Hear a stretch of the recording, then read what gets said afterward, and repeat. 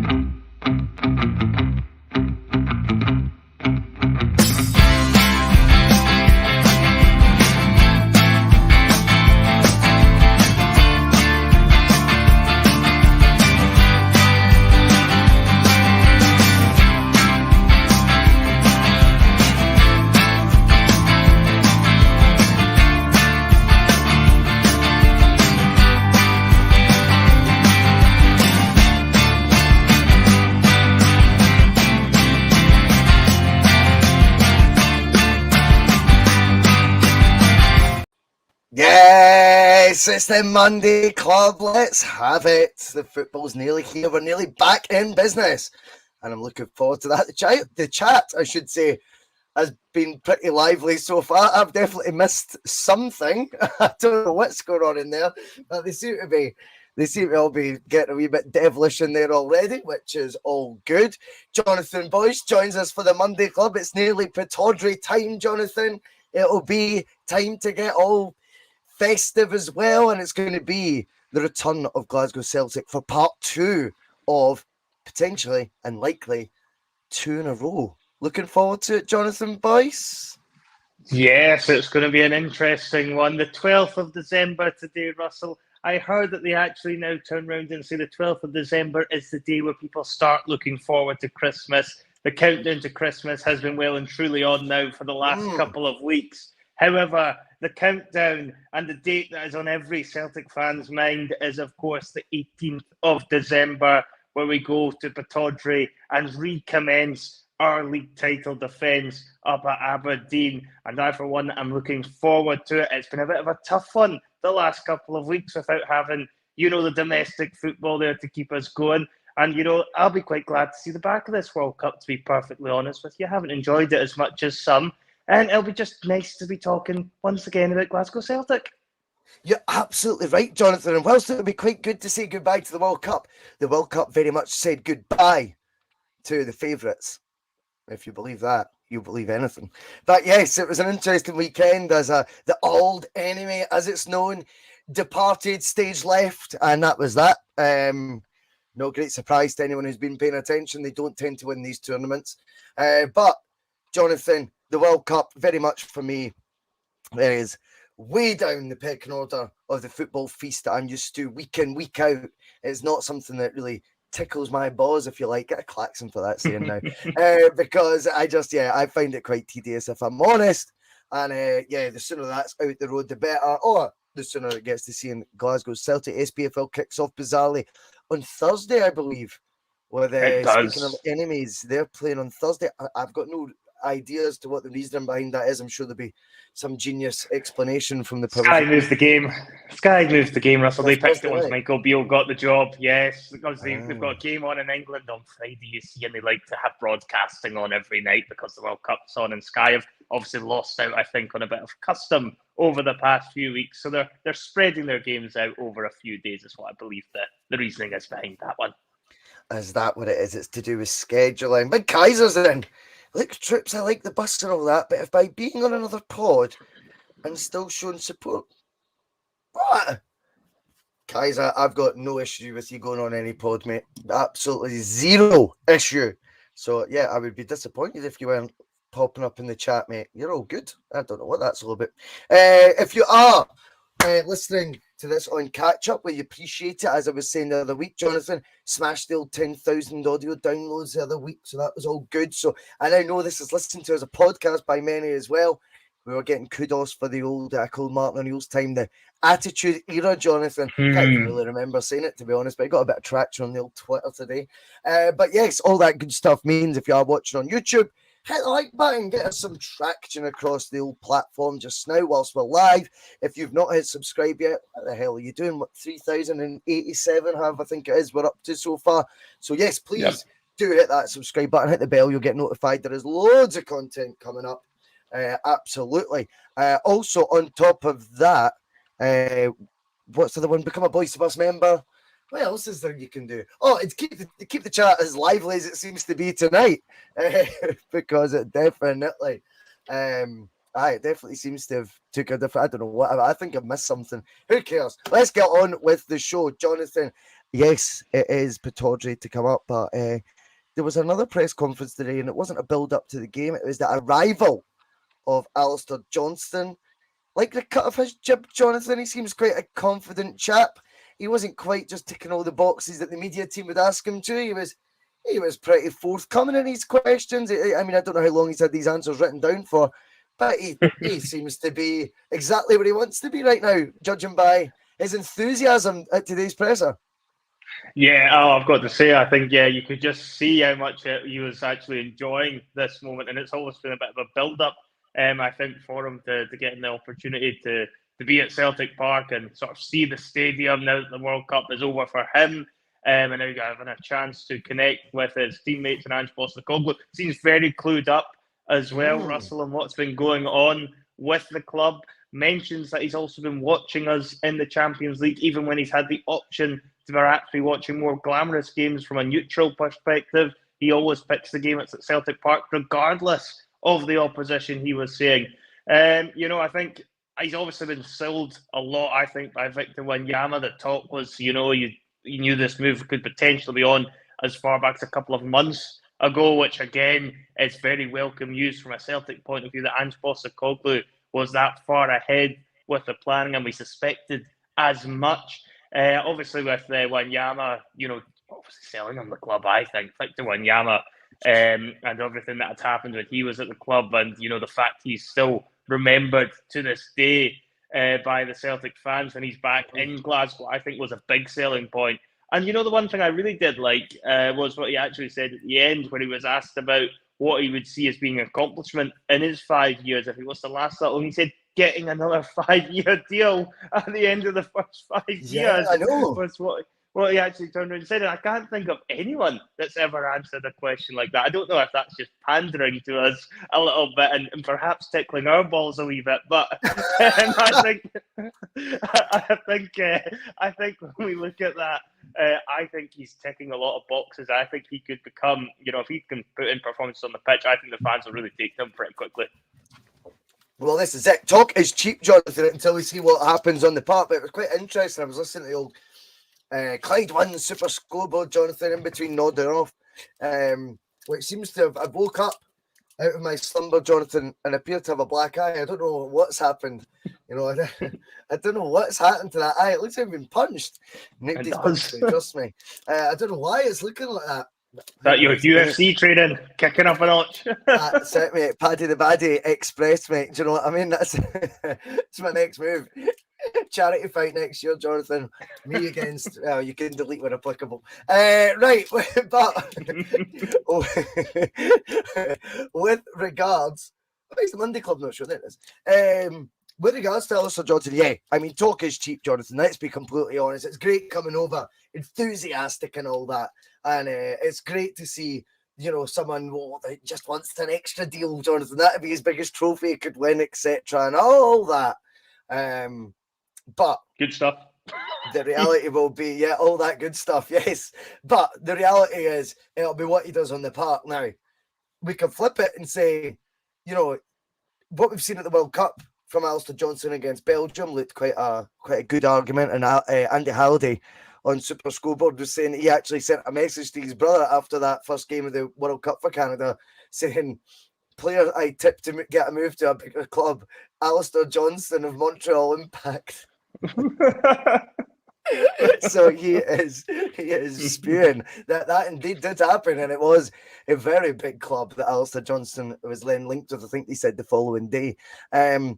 But we've got to be honest, he's coming in now replacing a Croatian international, Jonathan. But a Croatian international, we cannot deny, was fucking brilliant the other night, mate. He was awesome. I've never seen him play that well for Celtic.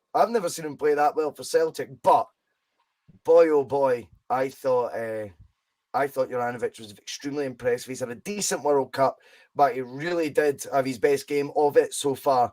And now I think, it's certainly in my lifetime, I don't know if we've ever had a player representing Celtic at a World Cup semi-final before. Has this ever happened? Well, I mean, I'm sure Phil will correct us if we're wrong when he comes on later on, but I can't think of a moment where a Celtic player has played at that level. And it's quite remarkable when you look at Uranovic. I mean, to be fair, Croatia have a decent chance of winning the whole thing at this point. Why not? When you're looking at who's left in it, I think the remaining teams can all be got at by Croatia, and certainly the dark horses to come away. You could end up finding Celtic have a World Cup winner in their squad, albeit perhaps only for a few weeks, which would certainly be something that we've never said before. I'm sure Phil will definitely know the answer to that one. So I think, when you're talking about Uranovic and his performance at the World Cup, I thought he started actually quite slowly. I thought he was looking a wee bit at fault, ironically, against Canada. I think he was certainly at fault for one of the goals in that game that sticks out. But there's no taking away from it. He's grown into the competition, and from a selling point of view, which Celtic are clearly looking at doing, you'd rather he actually started slow and then started increasing the performance levels as the tournament goes on, because there's more eyes on you when it's a Croatia-Brazil quarter-final than there would be when it was, Croatia-Canada in the group stages. And I think if we could have picked a game for Uranovic to have excelled in, to put himself in the shop window, it would have been that Brazil game that was played the other night. And as you rightly say, he was excellent. One thing I would have to say though, Russell, wee bit annoyed. Vinicius Junior was who was up against, when we played Real Madrid. And where was this Uranovic when we were having to play up against Vinicius? Did it just take him 2 games to get his number? Maybe. And that's, did you know what? If you learn from your mistakes, I mean, it's a tough school. I think there's someone else, I think it was Patrick McLaughlin in the comments saying, always helps when you've got a wee fella called Luka Modric pulling the strings in midfield, making everyone around him look good. There's a bit of value in that, I think. But undeniably, I kind of felt it was weird because when I was watching him play, see, as far as I'm concerned, whilst he's a Celtic player, I wanted him to do well. No two ways, and yes, he's annoyed me at times, and yes, he's, I felt his attitude when he scored the OG pissed me off, and yes, I think at times he's been overrated, but I was willing him on, and he had a brilliant game, and now it gets us to Chris Sutton, Jonathan, saying 25 million. That's what you ask for. That's the going rate. Now, Chris Sutton might split opinion. Some call him a shock jock. I think he just tells the truth, or his truth at the very least. I've got nothing wrong with that, Jonathan, in the slightest. When Big City talks about fees like 25 million, naturally it gets a lot of guffawing and a lot of, is that word? And a lot of laughter in the ranks, and people say, oh, you're living in cuckoo land and all this. £25 million, Jonathan, is less than what, Everton paid for that centre-back for Burnley, if I remember. Yep. Michael Keane, was he not 30 million, something like that? I mean, I don't think he'll be playing any World Cup semi-final anytime soon, Jonathan. I don't even think he made England's squad. In fact, I don't think he gets a game for Everton now. So, these teams in that league, Jonathan, are more than happy to spend properly, if they think it's a player who's going to go and improve their first team, I think Juranovic will have an argument now and a body of evidence now based on his World Cup outings in particular as opposed to his Champions League ones, dare I say. But I think he's now got that sort of right to be thinking, well, when I go to a team, I'll be in the first team and I'll be improving it and I'll be a part of your first 11. And if that's the case, £25 million for a first team player in the English Premier League, not out the equation for me, then. No, I don't think so. I mean, if you're talking about the sort of money that gets spent in England, then that would certainly be around the sort of minimum sort of levels as to what they can spend on players that they have, in their first teams. You only have to look at defenders that have been bought in that league before. If the one that always stands out to me was that Harry Maguire, that absolute dumpling. I think he was about 70-odd million pounds. Yeah, that's just bizarre. Flattered to deceive, to say the least, at Manchester United. So there definitely is money to be spent in England. And I always think, if a player can have a good World Cup campaign, that goes back to what we said before this started, is if you can have a good World Cup campaign, you can inflate your value. Because I think going into this, I was probably thinking between 10 to 15 million would be good business for Celtic. And I think most fans are probably in around that sort of ballpark figure. Some might have been maybe pushing towards 20. But I think for most, if we got 15, we'd have probably said, good deal. We'll quite happily take that and move on. And whereas now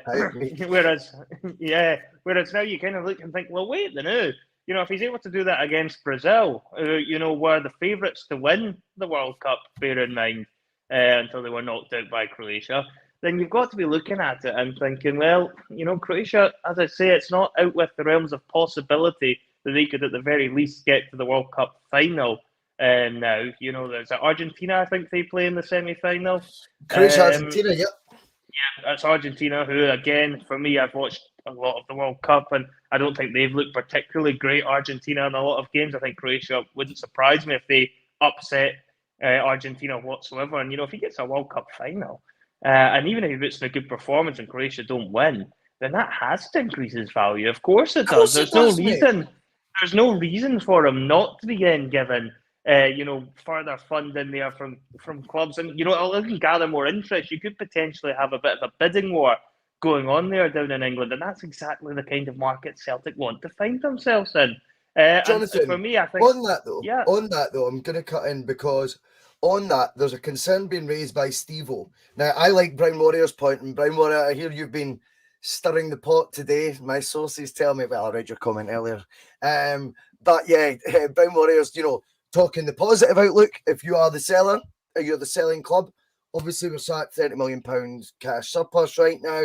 He's only 18 months into a 5-year deal. We've got the possibility again of more Champions League in the summer. This is not a situation Celtic need to sell in here. Steve O'Matt raised a good point earlier.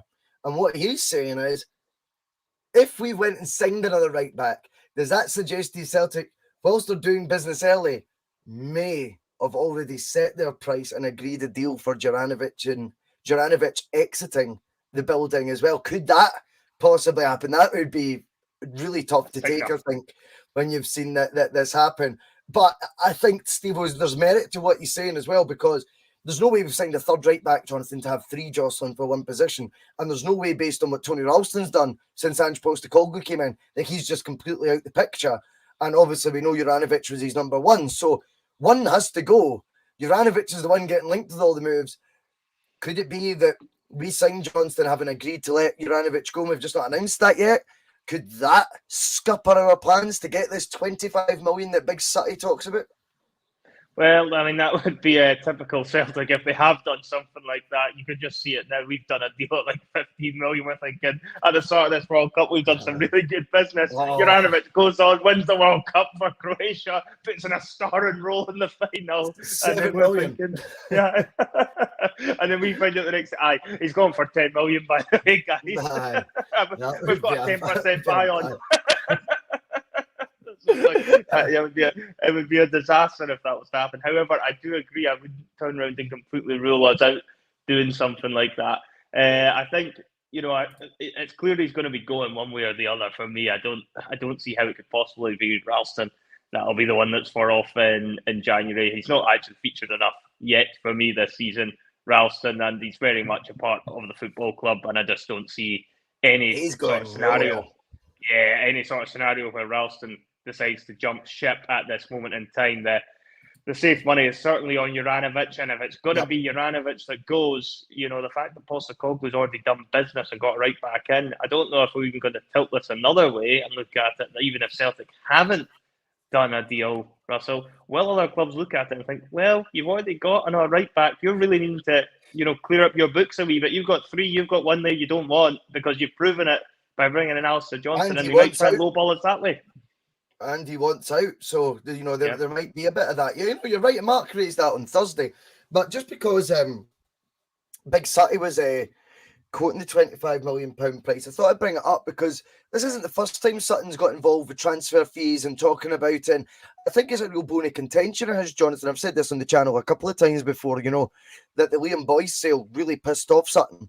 Whilst we were all waxing lyrical about Musa, and of course we always would, Liam Boyce outscored him that season for Ross County, and they sold him at the first offer that came their way, £500,000 to Burton Albion.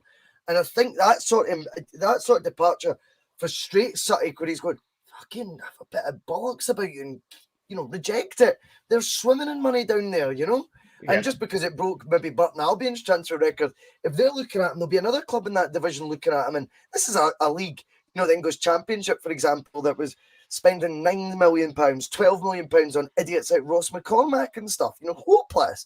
So let's be real here. I think we need to remember the market we're selling to isn't necessarily the market we purchase from. And whilst I've always said I think we should try to get a wee bit closer to merging the two, because I think right now we seem to shit the bed if we spend a wee bit, that more than what we're used to for the last 20 years, but then we expect top dollar. That gap needs bridged a wee bit for me. But that as well being said, I think Sutton's on the money here when he, and as I say, he covers English football at length. This is what he does predominantly. He does the odd BT Sport thing for Scottish football, Jonathan. I remember in Europe he gets to cover it a bit as well. Not that lasts that long, unfortunately. But I think Sutton's more than acutely aware of the fees that are, dished out on the regular, not just bandied about in terms of rumours, but are actually spent down south. And I think it carries a bit of weight when Sutton's saying 25 million. It's to say it's 25 million or he stays. Oh, yeah, the last guy we sold for 25 million, Jonathan, Kieran Tierney, what does he leave Arsenal for now? Oh, he'll go for at least double, probably more, at least double. That's what it all comes down to. It's all down to, have you got a pair of eyes at times? And are you actually watching what's on the park? Forget about numbers. Just watch some of the players on the park. And if you didn't know how much value these players moved for, sometimes you'd be surprised at how little the clubs that have ended up selling from Scotland have got for, players that have ended up coming from, just going from English club to another English club. I think it always feeds back into the Scottish footballing mentality, and there is a bit of a Scottish football mentality here of what I call wee man syndrome. I knew you were going to say that. I knew that it was going to be the next one's wee man syndrome you were going to say. I nearly actually said it at the same time as you. I knew you were going to say that there. Bang on, Jonathan. Well said. Yeah, and I think that's kind of what it all comes down to, because we've talked about that, in Europe with, Celtic not getting a win in the Champions League or indeed the UEFA Cup since 2004 in a knockout game. And I think in some ways it's almost rigged right into the club in some ways, this sort of belief that we can only get maybe, 10, 15 million pounds for most of our players, and it needs to be something ridiculous like a Kieran Tierney coming in, who's they kind of knew with Tierney because he was so ingrained in the club. He wasn't going to, I don't think Tierney was the one who's going to force his move as much as others. Might have done like a Dembele or an Edouard. That being said, I don't think he took much encouragement either. Oh no, of course not. I think history is very, very kind and a wee bit tainted, or Kieran Tierney tinted glasses we wear when it comes to him, because he was a bit of a darling of the support. I mean, Arsenal weren't any great shakes when he joined them either. It wasn't like this was, Man City coming calling here. I don't think he needed much encouragement, Jonathan, to make that move. No, I would agree with you. He probably didn't need much encouragement, but I think Celtic had that reassurance there that he was likewise not going to rock the boat too much if it didn't happen in the ways that others, might have done if they were denied a likewise opportunity. So I think Celtic were more comfortable to try and get a bit more money for him. Whereas I think Kieran Tierney is more of an exception to the rule rather than the rule itself, which all comes back to, for me, the mentality in Scottish football in general, not just the Celtic thing, is that we almost think, 10, 15 million pounds, it's a lot of money still to be getting for players. It's why we don't spend 10, 15 million pounds on players, is because we're almost in shock sometimes when maybe that'll change, we'll see. But certainly, it's almost as if we think we've hit the jackpot if we're getting anything upwards of 15 million pounds for a player. And, I think we have to start challenging that because there's been some good points made already tonight. Celtic do have plenty of money in the bank. Celtic are in pole position in the league for another Champions League windfall, provided we can just keep things together. So, the financials of the club are looking extremely rosy. The best they've been in a very long time, probably since Rodgers did the back-to-back qualifications. And, it'll be an interesting one to see, Russell, whether Celtic have learned their lessons or not from previous years, because this is what it all comes back to for me, is that we'll get a far better idea of where the Celtic as a club are now when we find out how much Uranovic goes for. So obviously Johnston's came in to replace him, and that's what, 4.5, 5, was it? Somewhere in around that figure.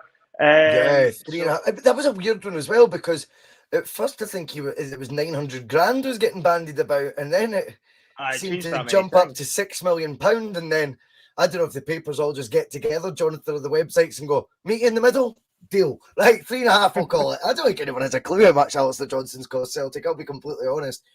Such has been the fluctuation in the values bandied about since the first link to him signing.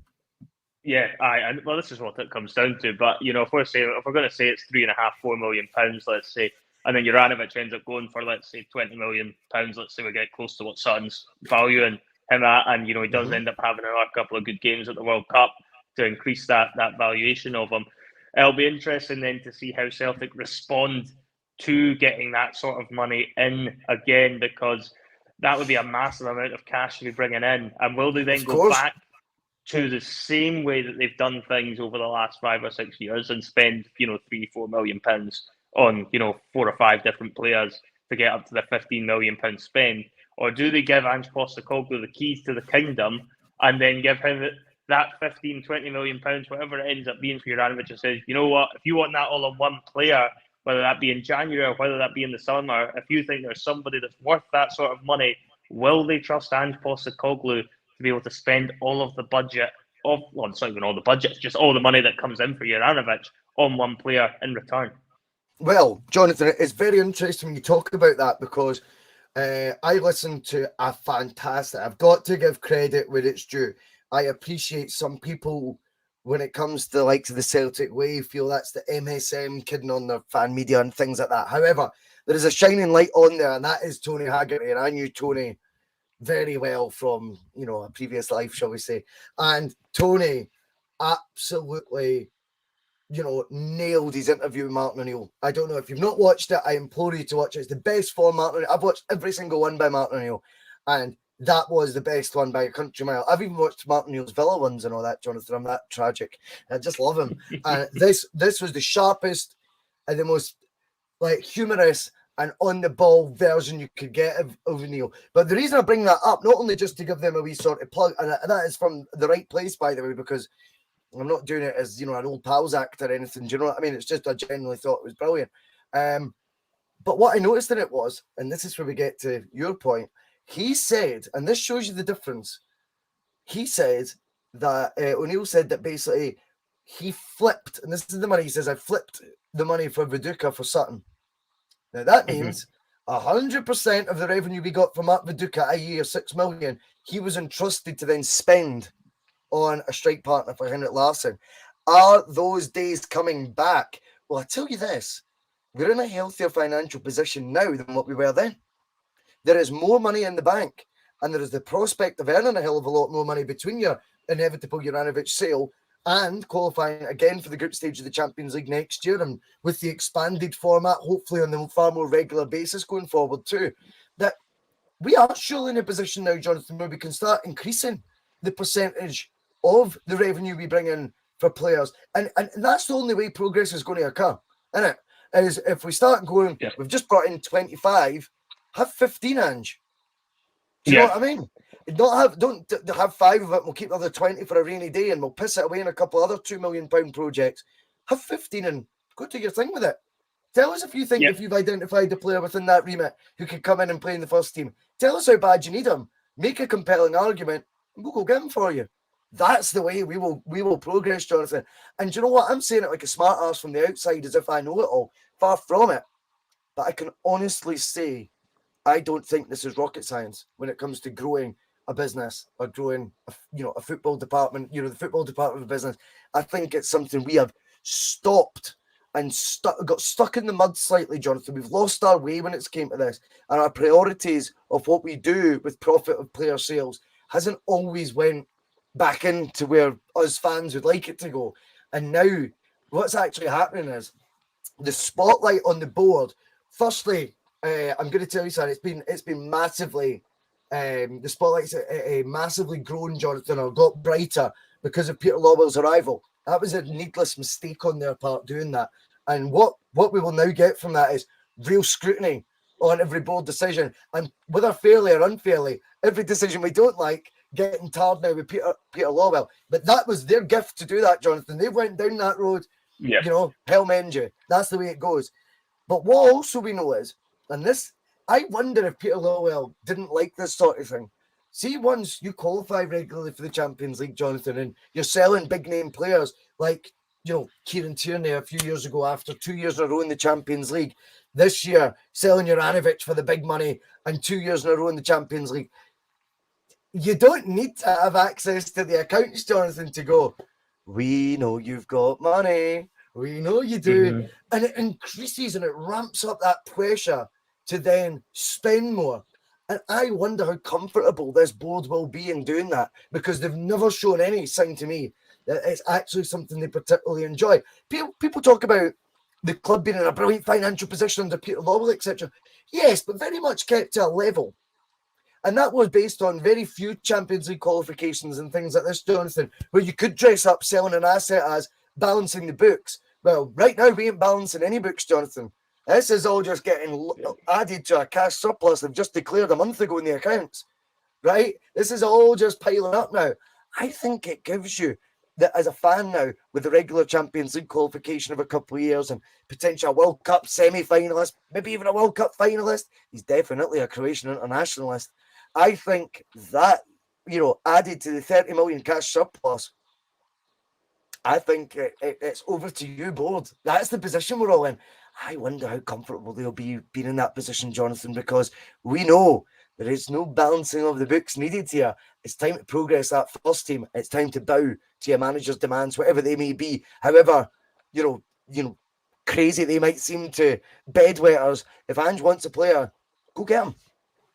Yeah, no, I completely agree. I think that's exactly how they need to look at it. And it goes beyond just obviously improving the club. You've also got to try and keep the manager happy as well and make him, try and feel that he's getting the sort of support he needs to actually grow the club the way that he wants to grow it. Because another thing that Alistair Johnston talks about in his interview today was about Ange Postecoglou's vision for European football and how he wants to continue to progress the club at that level. And that can't happen unless the board are willing to back Postecoglou in the transfer markets to come. And by that, he's going to have to start getting more funds to spend on one individual player where required, if that is indeed what Ange Postecoglou is looking for. I think, to be fair to them, they've not done too badly so far since Postecoglou's been in the door at giving them money. And I think, what he has done, and he's maybe made the board feel a little bit more confident about this, is his transfer record has been very good on, pretty much feeding off crumbs for the most part with the money he's been given.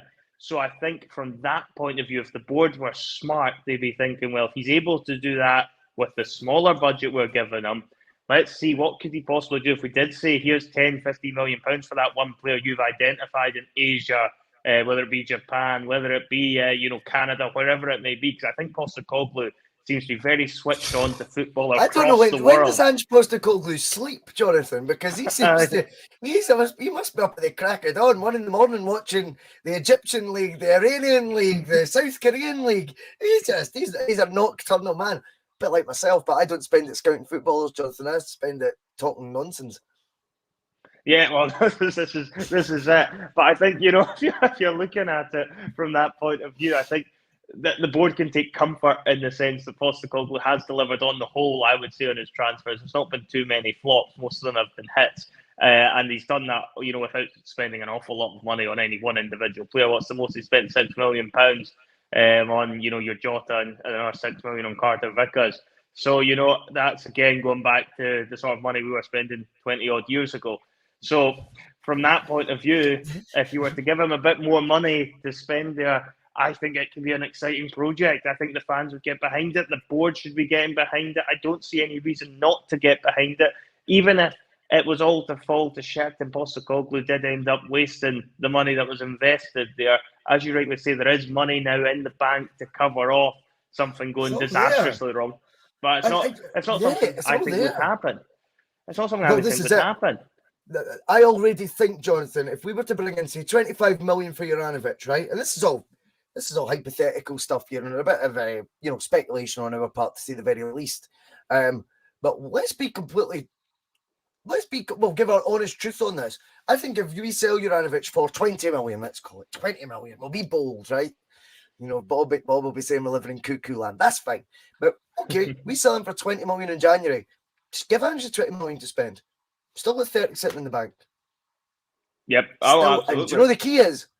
Not just as his transfer record. I know the judge was saying there's quite a few players that he didn't approve of, and he had a point there. But you know, you look at actually what the outlay was on those players, and it's no surprise that a lot of them have been misses. But what I would say is the ones that he's got right are now not only key cornerstones of the team, Jonathan, but the financial assets as well. So this is a further insurance policy. And spends 20 million. We've got 30 sitting in the bank. We're making another 30 in the summer for the Champions League. All right, he's blown that 20 million and he's wasted another 15 in the summer and it's not working out. Sound. We'll sell Atati for 15, 20 million. We'll sell O'Reilly for 15, 20 million. Do you know what I mean? Yeah. We'll sell Jota for 20 million plus. I think these are realistic fees. I know people, you can make it a meme all you want, but I don't think that's, I don't think that's pissing in the wind. Figures we're talking about here, I really don't. So on that basis, there's a lot of risk-free element from just backing the manager a bit more. You speak about projects as well, Jonathan, and us all getting behind it if Ange were to be given a wee bit more clout and a wee bit more funding. We also need to remember this, and I've said this on the channel a few times. We need to make sure Ange is very much part of the project and behind the project. And we all know how to do that with a manager. That is promising them the backing you need to do the job you envisage you can do. He needs that as well. So it's not just about keeping us sweet. There's a responsibility to the manager. But I think right now we're in such rude financial health. I don't know where the rumours are on Twitter that we're skint and all that. I generally just don't think folk can read. It's blatant, like staring you in the face what our bank balance reads, and it's staring you in the face if you know anything about football and the length of the contracts our big hitters are on, how much money our squad we could punt players for, and obviously we all know what Champions League money brings in. Although if you listen to Rangers at their AGM, I think it was 1.9 million they got for the Champions League. They were trying to dress it up as, which really was funny. That was a classic. I don't know where they got that from, based on forecasts for their European exertions, and it only being 1.9 million over that, so they only made 1.9 million. And else are you making 15 million in Europe apart from the season before? Never. Never in this entity, in this era, shall we say. So yes, I think, Jonathan, we're in a rude financial health. We're in a good position. Uranovic should be a springboard for Celtic to become that aggressive way that Postecoglou was talking about, surely, mate. Yeah, no, it has to be. And it goes back to what you think about it. However you choose to do things, they're all risky. Yep. All strategies are risky. I think Celtic sometimes think they're being risk-averse by being conservative with their money and trying to keep it all back and trying to buy £2 or £3 million worth of players and buying like 4 or 5 of them and hoping one of them sticks and is a massive hit. Whereas we've seen that's not always the case that works out. And, the flip side of this is if Celtic don't back Postecoglou, if Postecoglou was to get fed up, if Postecoglou was to end up leaving Celtic somewhere along the line and he felt that was because he hadn't been backed enough, that could turn things quite nasty quite quickly on the back of the fact we know Peter Lawwell is in the building. even if he's in a non-executive chairman role. There is a massive risk there for the football club that things could unravel quite nastily on us if Postecoglou isn't back the way that he wants to be. And whilst they might turn around and say, well, there's risk in spending £15 million on one player if it doesn't work out, and well, that just means we've just wasted that money, and we like to keep hold of our money, and we like to just buy 4 or 5 players and hope to flip one of them for 5 or 6 times what we've paid. The bigger risk for me is the fact that if you upset Ange Postecoglou and Ange Postecoglou walks out the door, and that's because he doesn't feel he's had the backing he should have got, you add in the fact that we all now know Law's in there as a non-executive chairman, he'll take the blame, whether it's his fault rightly or wrongly. That's what people need to understand. And I know Steve was kind of saying, we need to wait to see how it goes with Lawwell and that. To an extent, I agree, but I also think he's done too much damage in the past, Steve, for me to give him a blank canvas again. Do you know what I mean? He doesn't start from me from a position of fairness. That's just my honest opinion. But what I will say is, rightly or wrongly, Jonathan, Lawwell, any mistake Celtic make, say we crash out the Champions League with 2 points again next year, the investment in the squad is going to get looked at. Lawwell's going to get the blame. These things are facts. This was all unnecessary for that sideshow, by the way. And whether rightly or wrongly, it's undeniably how the fans are going to react to situations that they're not comfortable with at the football club going forward. Yep, no, absolutely, and that's where the big risk actually lies for me. If I was looking as a member of the board, if I was on the Celtic board, and I was looking at what is the riskiest strategy we could possibly play here, I think it's actually not backing Postecoglou, because if you look at the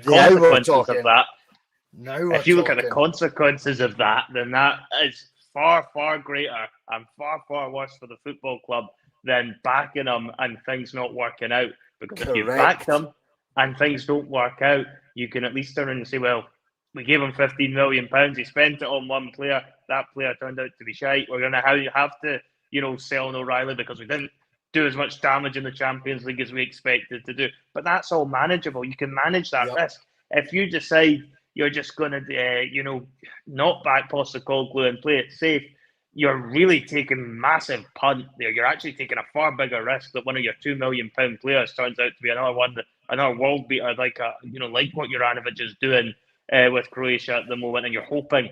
And I just don't understand that logic. If you like, it's like being at the roulette table and deciding rather than having, like a bet on, 1/3 of the table, let's have a bet on one number and hope it comes in. Just the gamble there for me is far greater in not backing Ange Postecoglou. And I think the board, they must know this when they've decided to bring Peter Law back. They're going to have to back their manager, surely. Couldn't agree more. I couldn't agree more. I love that point. That the biggest risk, whilst everyone always looks to, you could go bust if you spend that, and they always look to these examples. I think you're absolutely right. The biggest risk Celtic could do for the next 3 years is piss off the big man, the guy who's driving the bus, if you like, Jonathan. That's Ange. And that is a far, far greater risk than backing him with bona fide money that is sitting there in the bank. Real money, not overdraft money, not loans, not, potential earnings. Money sitting there, direct cash. And by the way, last time I checked, Jonathan, that's what you're meant to do with a surplus of cash when you run a football club. Give the manager the best possible team on the park to achieve the successes that they want. This ain't rocket science, Jonathan. I'll go back to it. It's not rocket science. But I definitely think that Jay Lee comes in. Good to have you on the bus, Jay Lee, legend. And he says, we backed Ange since the get-go. Can't see us suddenly not back him. I take that point, but I would also counter that a wee bit, Jay. I think he has been back, yes, because he signed players of an unknown quantity to the board, like Kyogo when he came in at 4.6 million. Again, to me, I don't think it's that big a deal.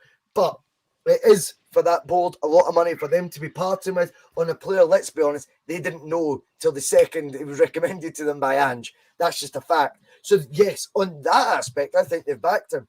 But when you see guys like Abelgard coming in on loan on the last day of the window at midnight, nowhere near fit, hasn't kicked a ball in 4 months on a 1 year loan, I don't count that as backing. And the other number 6 he's brought in, Ideguchi, he's on the way out already. I don't know how much Ange wanted him or not. I don't know. I don't know if he just comes to Britain maybe and he just can't settle. I know he had the experience at Leeds as well, which ended in a similar fashion. James McCarthy, I don't think that was backing. And to be honest with you, I think that was just numbers. And Aaron Moy, well, yeah, I think Ange was backed on that one. But yeah, I think there's been a lot of examples Ange has been backed, and I take that point.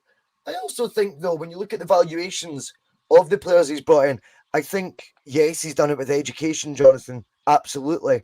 But we also need to caveat that with sometime that lucky run comes to an end when you sign that many good players for that low evaluation in the modern world of football, Jonathan. I mean, these fees are a pittance. I mean, a £1 to £2 million signing like Rio Itati, that's League 2, League 1 money in England. Do you know what I mean? Like, there's only so many times you can expect a manager to conjure this sort of witchcraft up and it to work out. I think eventually all managers then start going, Jay, right, I've now got players in this bracket, and judging by the successes of the players I had in the lower bracket, I now want you to back me when I go for players of a, say it's £4 to £5 million bracket, etc. And we carry on moving up the more success that he has.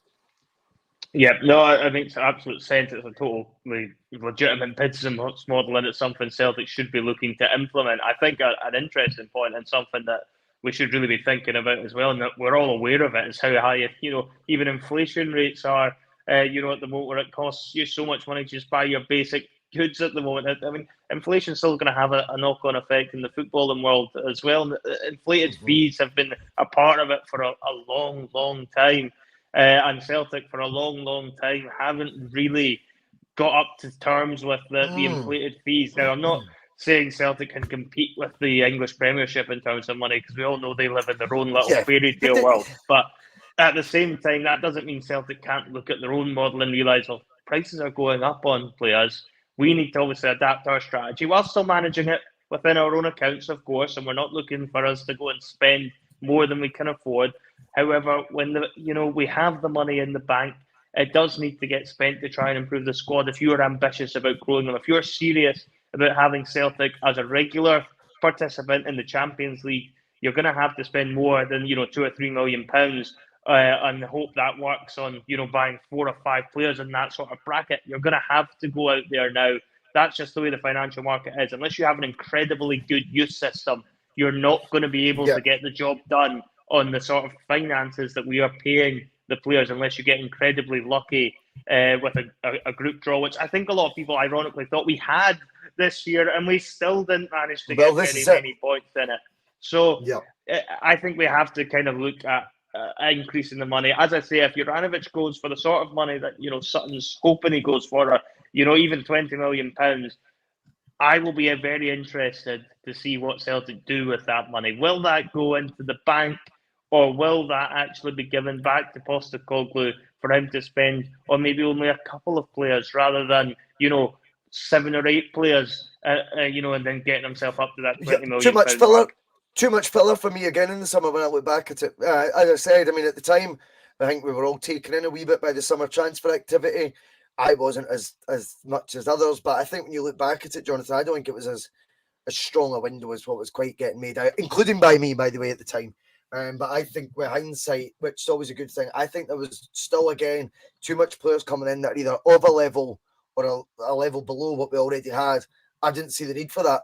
I think after the 2 windows Ange had initially, we'd done enough of the padding. I think it was time for key areas and first-team ready players to come in and start challenging, start knocking on the doors of, take your pick from 1 to 11, by the way. I couldn't get a monkey's which one it is, that position they're trying to get. That's just life. And I don't think we quite did that in the summer. We've obviously got a free transfer from Japan coming in, another one that you have to trust Ange on in Kobayashi. And then you've got obviously the Alistair Johnston one, who we obviously think is a born ready replacement for Uranovic, which is absolutely fine. And yeah, if we make any other signings in January, for me, I'm done with the pad in the squad. I think it's time to go all out. But Jonathan, we will be talking more about Celtic's transfer policy and all that in January. But this weekend, I'm in a bit of a problematic situation. Now, I've got to hold you a wee bit responsible here, because many of the viewers know that I obviously host PMP for McGinley, host PMP sometimes, and you know who the face of PMP is? Well, I was saying this earlier today. Have you seen Terry Robb? So no one's seen Terry. No one knows where he is. Oh, I'm sending the Martin O'Neill clacks and I'm all over the place here. But does Martin know where he is? Probably. Martin knows everything. But yeah, Terry Robb, where are you? So I mean, I could be end up doing a solo show at the weekend, Jonathan. We're going live at 6:30. But yeah, if we can get a hashtag Find Terry going, that would be really, really helpful. Terry Robb, where have you been? Where are you? Because the PMP is coming back and we need the face of PMP on there. Last spotted, though, being a right old cheeky chappy in Stirling. He was with you, I believe, Jonathan. Have you got any information on Terry Robb? Last I remember seeing him, I think he was getting kicked out of an Irish pub in Stirling. Maybe he tried the foo bar afterwards. I can't really remember. My memory's a wee bit hazy as to where Terry may have ended up. He is a bit of a free spirit, Russell. You can only watch him for so long before he ends up going and doing his own thing. He's a maverick, much like yourself. And, you know, I thought he'd gone back home. I thought he was going to be doing a few of the shows, but I've not seen him in a while either. I'm a bit concerned about Terry. You know, I don't know where he ended up. Everyone thinks it's me who's the nutter out of us two, but you know, one night out with me, and he was absolutely fine. In fact, we got back on it the next day, whipped my arse at pool, and we did about 10 drinks before I dinged him for a bird, basically. But he goes out with you, and Jonathan, he's not been seen on the face of the earth. So yes, thank you, Kaiser. Hashtag Find Terry. PMP needs you, Terry. And we are back live this weekend, and who knows if we'll see Terry Robb on the bus, Jonathan. I can only cross my fingers, though. However, there is one guest we can always count on the bus, Jonathan, and his name is Phil McGinley. Hello, everybody. Oh, how you doing, boys? Good, mate. Oh, good. Oh, good. We'll never need a fine Phil poster anyway. Oh, no. And by the way, to answer your question, though, there hasn't been a Celtic player in a semi-final in the World Cup. Well, they are a Celtic player, so yeah, Uranovic, history maker. Could be more than just a semi-finalist, though, in a couple of days. Well, in fact, it's tomorrow, isn't it? I thought there would never been. I don't even think we've had one at a quarter-final, have we? Oh, maybe a quarter-final. I have to dig a bit deeper on that one, but I don't think so. Nobody immediately jumps to mind in a quarter-final. The foreign influx only really happened our Celtic supporting life, and there's no way we felt. Oh, hang on. Wait a minute. I can think of a player playing the World Cup final though, right enough for us. Although, albeit he was on loan, but I think it was he just gone back from a loan. I gone back to Bayern, didn't he? You could almost count him. Edison Brathwaite. Oh, that's possible. Take that one to VAR. We could take that one to VAR. That's Scott Cameron's. I hope you're feeling better, Scott. I know you were involved in a wee accident. I say we. But yeah, I hope you're feeling a bit better, mate. He says, what has Jonathan done to Terry? Stevie Kenny is concerned that he's been kidnapped in the Raploch. Yeah, everyone's worried. We've had the helicopters round the Raploch, Stevie. We've not found him in the Raploch as of yet. We'll keep the search parties out though in Stirling just in case he shows up in my neck of the woods. I'm hoping he got himself back into Ireland, but you never know. Been a lot of rascal chat tonight, Russell. I've noticed. That's been rascal chat. Just as well we're not doing a bus stop, Phil. Fucking hell. We'll save that for the end of the week, mate. We'll save that for the end of the week. It's all kicked off on. I genuinely logged on tonight. I'm like, Jonathan, have I got a black eye? And then I was like, out the corner of my other eye that's working, I was like, what is going on in the live chat tonight? It's kicked off here. And there was a lot of wee fella getting mentioned, and I really didn't know what it was all about, to be honest. So I think there's been a wee bit of a soup being stirred, shall we say, over on their channel. What to do with me? Don't come round and give me a paper cut or something, you know what I mean? Give me a Chinese bun, you know what I mean? Right, okay, we know why you're here, Phil. Tell us why you're here. It's that time on a Monday night again. It's time for a bit of a Sutton Death, the game show that is sweeping the nation. The Boyce'S is about to go one-on-one here on the penalty shootout style quiz. And at the moment, current score is 6-3 to Russell. Jonathan got a point back last week, so obviously He'll have Dead, the choice dead, to be dead. going first or second time. And first and foremost, we better get all the aesthetics done and comments off, of course, gentlemen. Yes, they're off. Yeah, promise. mine are off. Cool, Mine are cool, off. right, I don't know. Look in So the camera let's when you say that, Jonathan. Mine Look are into my off. eyes. Thank you. Right, let's get the old background set up. There we are. We're in the Sutton Death studio now. And yeah, I do have once again. I've changed the music again. Hopefully, YouTube don't. Well, this came off of YouTube's audio music library, so if they've got You a should be problem okay with with this, this. then Yeah. Surely. honestly, you never know with these morons. I've got the that police at my door every other day because of this Phil McGinley Jonathan, honestly. Costing you so many pennies. It's unbelievable. Oh, it's PPI, PPL, you name it, Jonathan. PRS, they're all at my door. PPI, that was the banking. I don't know why I said PPI there. PPI. The music's now fired no, up, so I've got it down about 15, so that should be okay. So it doesn't dominate the sound and people can still hear us loud and clear. Can you guys hear me fine, yeah? Yep, can hear you fine, Phil. Cool, that's good then. Okay, then. So, as I said, Jonathan, you got the point last week, so you get the choice if you wish to go first or second tonight, man. First, as always. Number one in the household. Going first. Okay. Maybe in your household, mate. Okay, so tonight's question has 14 answers, 14 potentials. Although I do have the Celtic wiki open because there may be some VAR calls here. We'll see in that, but I've got 14. There's 14 definites here. Okay, guys, so obviously we live in Scotland and it is a Celtic nation, and it's very, very common to see a surname that begins with Mick or Mac, MC or MAC. So tonight, gentlemen, I'm looking for any Celtic player's name that begins with Mick or Mac from the 98-99 season to present day. Now, the caveat to this is, because obviously they need a first-team player, they have to have played at least 5 first-team games, and that's why I says I've got a VAR check potentially here for a few of them, because very good. I might Very have good. to go and consult, because there's a few reserves that might have snuck into the first-team lists on Wiki.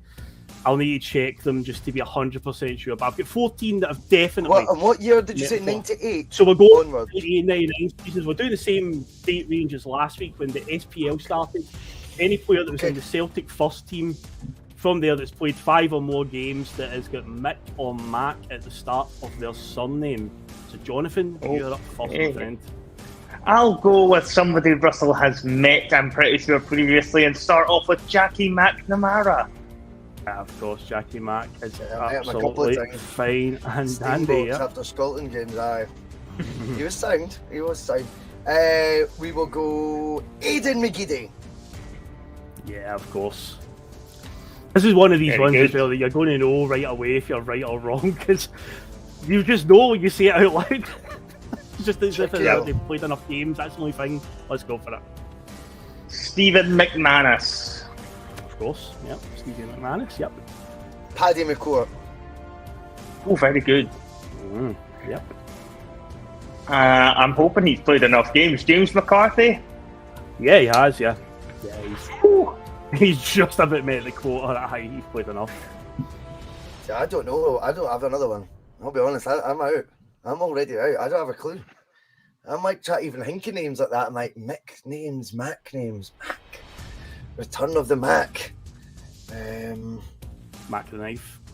Yeah, I mean, 98, 99, I think he's gone by this point, would be Malcolm Mackay. I think he's gone. He was before that. How confident are you, Russell?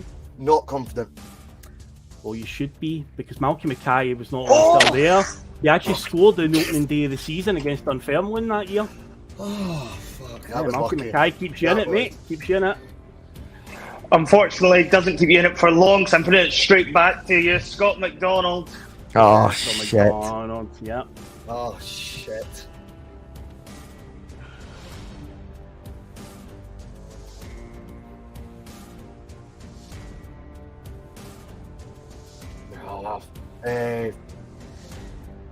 I don't have one. I'm passing. I'm hoping that Jonathan doesn't have another one as well. It's a pass, so that's obviously a miss. So just now. Oh, that means Jonathan's won, doesn't it? Yeah, I'm out. No, I don't it's have- it's 4-3 just now. If Jonathan All right. misses this, you guys, but you've just literally said you don't have any Yeah, but more. I get- So I one might think one no. might pop Yep. into your head out of Fair nowhere. enough. So Jonathan, you must score this to wrap it up. Russell, No! how have you missed this one? How How have you missed this one? I can't think. For the win, Callum McGregor. Yes, I'm sitting looking at the answers and going, nobody said Callum McGregor yet. Callum McGregor is correct. Yes. I feel Yes, sick. he is. So yeah, that's a perfect 5 there, Jonathan. Well done, mate. So you've brought it back to 6. Oh, that was the only one I had. That was a good question, that one, by the way. Go on, know the other ones, because again, as I say, it's a 99 season, so there's still a few players there that are in that squad, but they're at the end of their time. Tosh McKinley was still in the Celtic squad in 1999. Yeah, fair. So was Brian McLaughlin. Brian McLaughlin was still in the Celtic team at that point. He was still in the squad. Hell. Now, here's the more recent ones. Paul McGowan. Remember Paul McGowan had a wee story he played it up. where he scored against Rapid Vienna and Europa League game. I would never have got him, though. I've got to be honest. I wouldn't have got McGowan. Another, I think, Tony Mowbray signing, or maybe a striking one, Niall McGinn. Shit! Yeah, I should have got him. Said McCourt, I should have got McGinn. Dylan McGeark. There's another one. Yeah. And the final one is Gary Mackay Stephen. Because his surname is Mackay Stephen. Oh, you rascal! You rascal! I said I had some VAR That was a check great ready. There were question, guys by like the way. Michael McGovern, Very Michael good. McGlinchey, John Paul McBride. They're guys I would have had to go on and check VAR essentially to be sure. But in the end, McBallingolly. Loads of people's names on Twitter with McBallingolly about 18 months ago, I do recall. So, you know, but no, But Jonathan, that was, well done. I genuinely think that was the best question so far. I loved that. That was Okay, clever, mate. wait till Friday, because I've been busy, very busy doing many Well, questions for because I Friday. was stressing about that tonight. I was out in my walk and I started thinking, I'm going to need to actually do revision for the you know, what are we calling it? We're calling it the big fat quiz on Friday. Phil's big fat quiz of the year. Phil's Celtic big quiz of fat the year. quiz. Let's do it. But aye. Cannot wait. Aye. That'll be good. But that's all based on Celtic and the calendar year of 2022. Is Calendar that right? year of 2022, yes indeed. Yes, I do know. Disclaimer, I'll say it now and I'll say it again on Friday night. I know Celtic still have 4 games to play, but the answers will be correct as of the point the quiz was done. Just in case somebody watches it in like February and goes, well, actually, you're wrong in that question because We'll let you do the disclaimers at the start of the quiz, Phil. We'll let you do the disclaimers. Yeah, we'll do that. Yeah, but I don't look forward to that.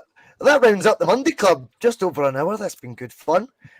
We will be back this week. We've got a really busy week. I sent you the schedule. I don't know if you noticed that in the group chat. We are action packed this week, man. We have got the Breakfast Bar return on Wednesday. I don't know if it's David and Johnny joining me, if it's just Johnny, if it's just David, if it's just me. Who knows? We'll do the Breakfast Bar Wednesday morning, 8:30 a.m. is the target time.